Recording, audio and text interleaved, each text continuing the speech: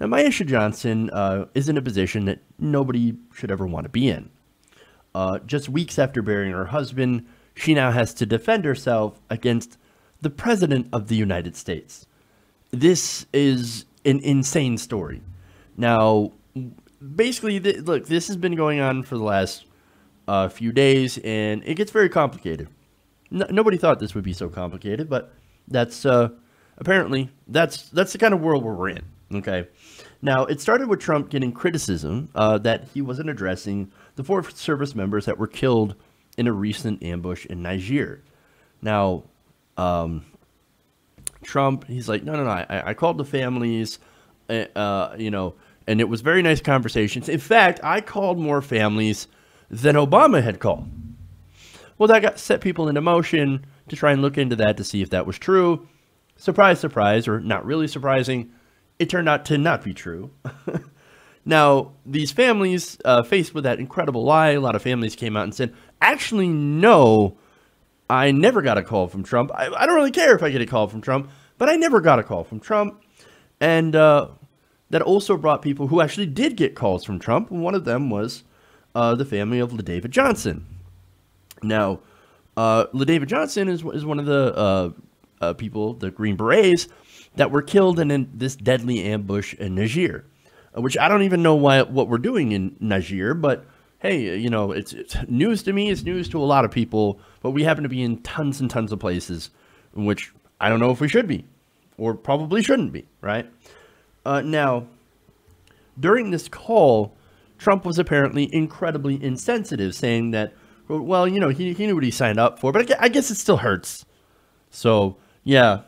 Now that, like I said, super, super insensitive, right?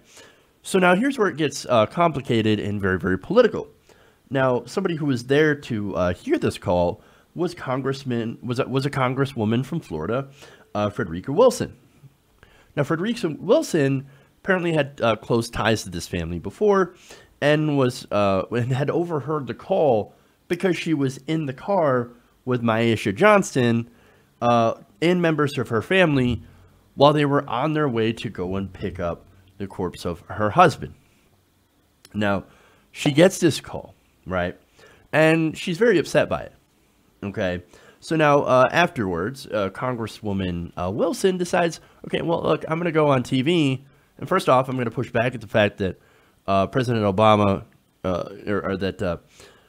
what President Trump was saying about President Obama not calling Gold Star families, well, that was patently untrue. And I'm going to show you why. And also, I'm going to tell the story of this woman, of a call that I just happened to overhear because I was in the car with them, of Trump being incredibly insensitive to a widow of one of our troops.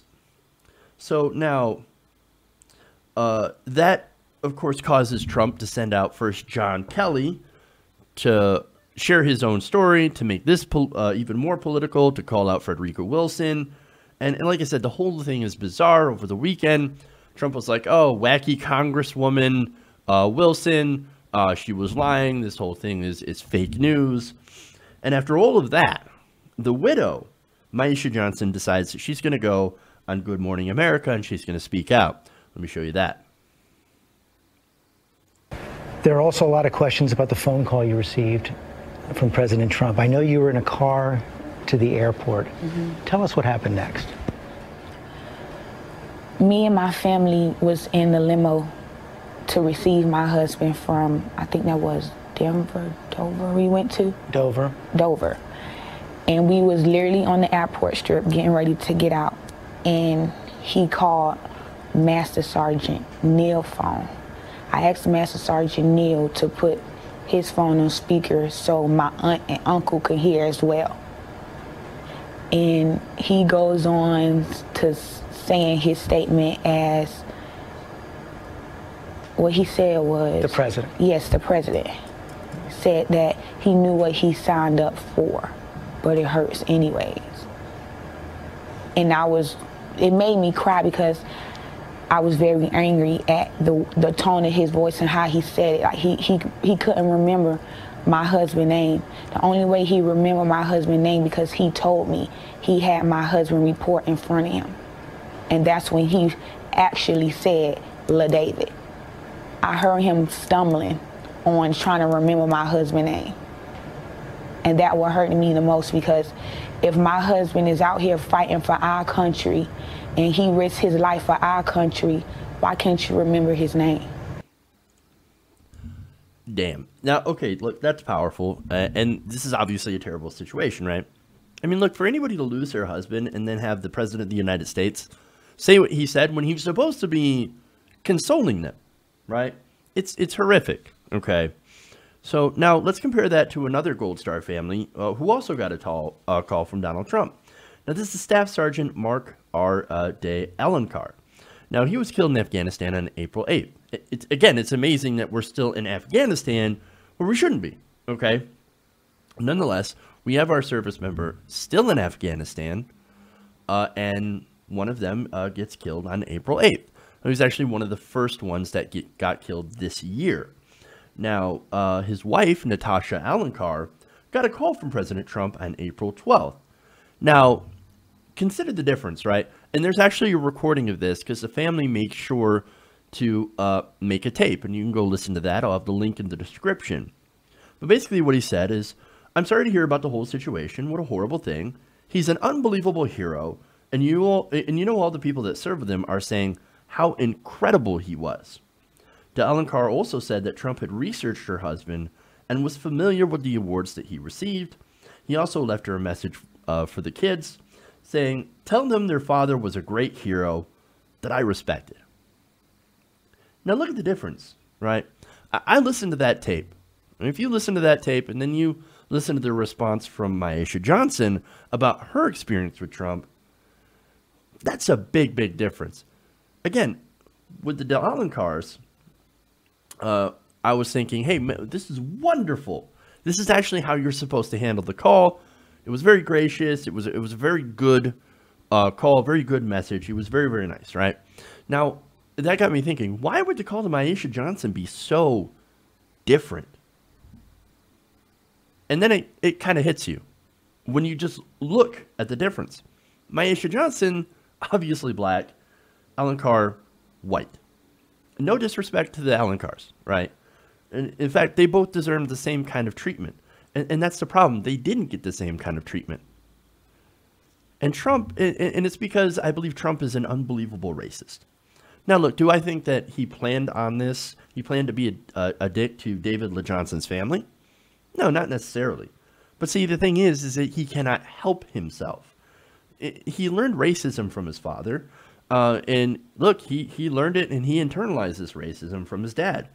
And when he was working, renting out buildings and such before he became president, he used to try to not rent out apartments to black people. So much so that he got sued for it. And there's that. Now, this is also somebody who's been recently regularly attacking black athletes for kneeling against police brutality. And even called for the death penalty way back during the Central Park 5 mess. Now, after this was proven, the Central Park 5 African Americans, or there was a couple of African Americans, a lot of minorities in that group, after it was proved that they were innocent of that horrific rape, that they had not done it and had done jail time for it, President Trump said, I don't care. I don't care. Kill them anyway. Unbelievable racist. Now, with that history, do you think that he cares about LaDavid Johnson and whether or not he served his country with honor? No. He's one of them. He's one of them. We don't care about him.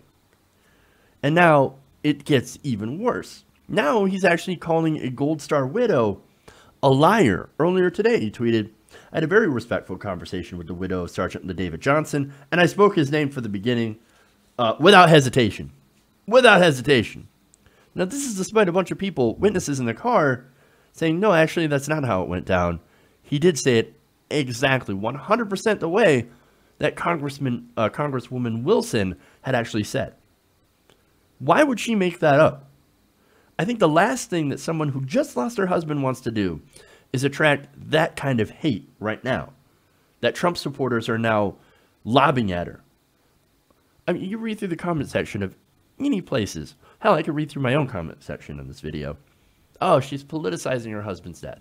What a really disgusting person. I can't believe she would attack Donald Trump like that. Really? Imagine losing someone you love.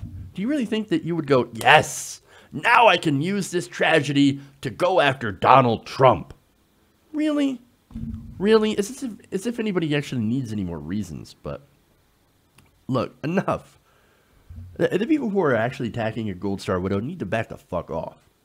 And look, Trump, it would be nice to say that I expected more from the president, but I can no longer say that. This is the same guy who attacked another Gold Star family and will attack pretty much anyone for any reason. Look, our politics may have been broken way before Trump. I mean, they had to be in order for him to get elected. But at this point, I don't think they will ever recover. We are a broken country with broken-ass politics. And I don't really see how we can, fix the state of civil discourse at this point, because it's just gotten so incredibly toxic. Hey everybody, thanks for watching this video. If you want to see more like this, please hit the subscribe button below. And if you want to support truly independent progressive media, please consider becoming a patron at patreon.com/TYTNation.